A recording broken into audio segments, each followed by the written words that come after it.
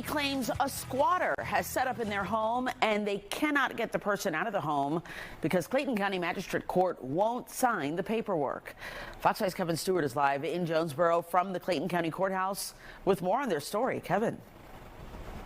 Yeah, Christine, this is a real tough spot for this family. These are regular folks just trying to make a living, get by from day to day, and they have lost thousands of dollars in rent and legal fees trying to evict the tenant.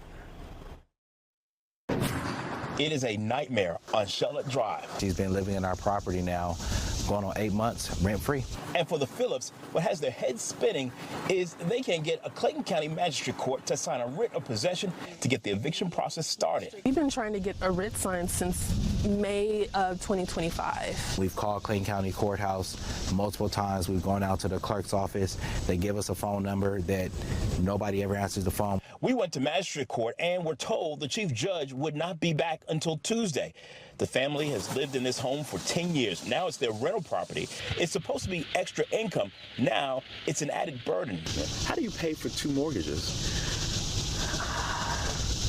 Basically just all my paycheck and the rest of everything's going on credit cards. They say if the tenant needed help, we can work something out. We're reasonable people. Everybody goes through stuff. I've gone through stuff in my life. But they say the tenant isn't right, and neither is the system. My question is, why the is nobody doing something about this?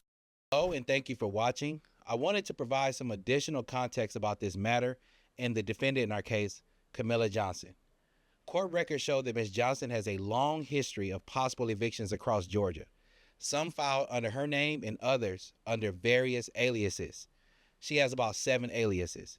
In 2014, an eviction in Fulton County Magistrate Court under the name Camilla Johnson. In 2002 and 2013, an eviction with the Fulton County Courthouse, but under an alias. In 2004, an eviction in DeKalb County under an alias. In 2019, an eviction in DeKalb County as Camilla Johnson, with an award and a judgment of $3,285. In 2011, an eviction in Fulton County as an alias. In 2001, an eviction in Fulton County under another alias name. In 2013, an eviction in Fulton County as Camilla Johnson. And in 2025, our eviction in Clayton County, which has a judgment of $3,493. This pattern shows that Ms. Johnson has a long history of possibly using the legal system to delay accountability. In our current case, we received a judgment on May 12, 2025 for non-payment of rent.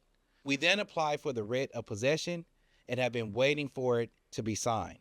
But instead of complying, Ms. Camilla Johnson filed a frivolous appeal to the federal court, which was later remanded back to Clayton County Magistrate Court. This pattern shows that Camilla Johnson has a long history of possibly using the legal system to delay accountability. While we continue to wait on the writ, she then filed another meritless appeal with the 11th Circuit of Appeals, which also dismissed the case several weeks later.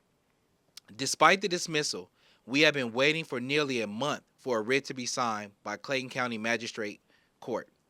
Each delay only gives her more time to try another filing to avoid eviction, all while living in a home without paying rent.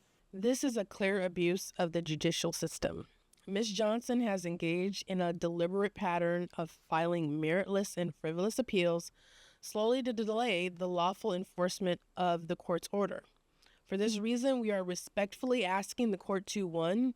Enforce the writ of possession immediately. Sign and enforce the writ that was already granted since there are no legal barriers left. Don't give her another 14 days to put in another frivolous appeal. 2. Issue an emergency writ of possession. Given the repeated abuse and delays, we are asking the court to issue an emergency writ so that this matter can be resolved without further unnecessary waiting.